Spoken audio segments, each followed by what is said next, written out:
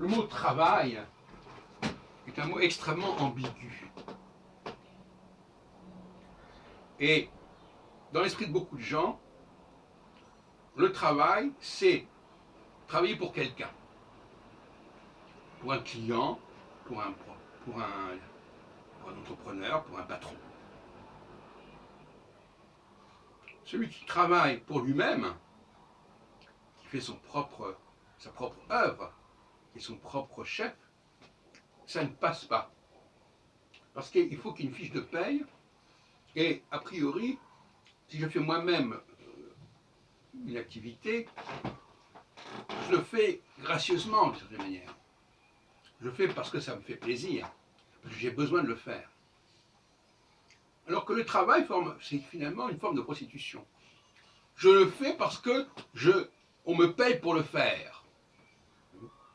Alors c'est au niveau éthique quand même assez étrange que l'on valorise le travail, alors que c'est une façon d'être au service de quelqu'un et de faire ce qu'on vous demande de faire.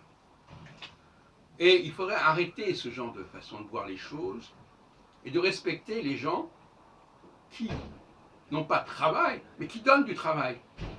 Et qui donnent du travail non pas parce qu'ils vont être des employeurs au sens premier du terme, mais parce que ils font des choses qui vont inspirer d'autres personnes, et qui vont faire travailler d'autres personnes.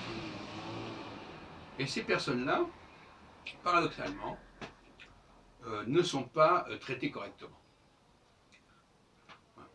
C'est-à-dire qu'on n'a pas encore pris conscience, ou voulu prendre conscience, qu'il y a, c'est ce qu'on appelle effectivement le ruissellement, il y a des personnes dont le travail, entre guillemets,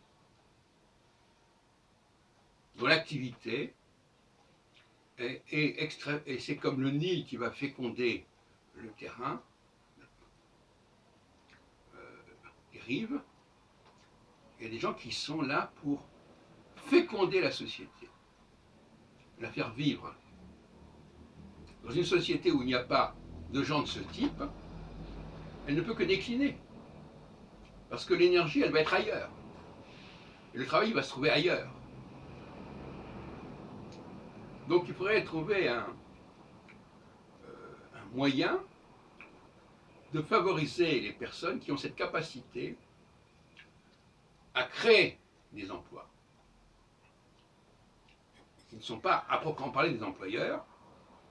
Par exemple, bon là je suis en train de regarder pas mal d'émissions sur le théâtre, Feydeau par exemple, et monsieur s'il est mort il y a longtemps, eh bien il fait encore, il rassemble des gens au théâtre, il fait vivre des acteurs, des interprètes, des comédiens. Des gens comme ça sont extrêmement précieux pour une société. Et ils ne sont pas si nombreux que cela. Mais il faut encourager une population assez large pour que, même s'il y a beaucoup d'appelés et peu d'élus, il faut un vivier de personnes qui fassent des choses. Or, actuellement, malgré Internet, où on peut voir que des tas de gens font des choses, eh bien, on ne sait pas utiliser les capacités de ces personnes qui mettent en ligne des choses intéressantes, comme moi par exemple. Et elles ne sont pas payées nécessairement par rapport à ça, à moins qu'elles trouvent une façon de se faire payer, etc. Bon. Mais on voit bien une société qui est complètement aberrante de ce côté-là. Elle ne donne pas à ce qui est vraiment la dynamique fondamentale de la société, elle ne donne pas les encouragements, les subsides nécessaires. Et les protections.